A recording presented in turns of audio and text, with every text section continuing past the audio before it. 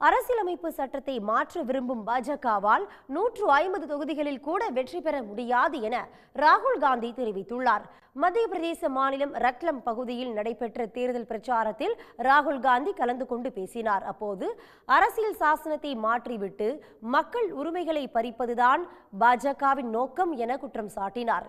இடஒதுக்கீட்டு முறையை அகற்ற வேண்டும் என பாஜக தலைவர்கள் கூறுவதாகவும், இடஒதுக்கீட்டுக்கான உச்சவரம்பை 50% மேலாக உயர்த்த இந்தியா கூட்டணி ஆட்சி நடவடிக்கை எடுக்கும் என்றும் அவர் தெரிவித்தார். 400 தொகுதிகளில் வெற்றி பெற விரும்பும் பாஜகவால் 150 மக்களவை தொகுதிகளில் கூட வெற்றி பெற முடியாது என்றும் ராகுல் கூறினார். भाइयों और बहनों, चाहे वो पब्लिक सेक्टर हो, चाहे वो रिजर्वेशन हो, चाहे वो शिक्षा हो, स्वास्थ्य हो, जो भी आज आदिवासियों को, दलितों को, पिछड़ों को मिलता है वो इसके कारण मिलता है।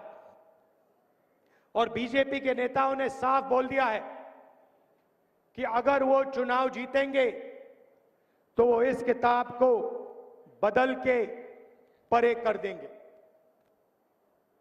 इसलिए उन्होंने 400 सीट का नारा दिया था। 400 सीट छोड़िए, उनको 150 सीट नहीं मिलने वाली है।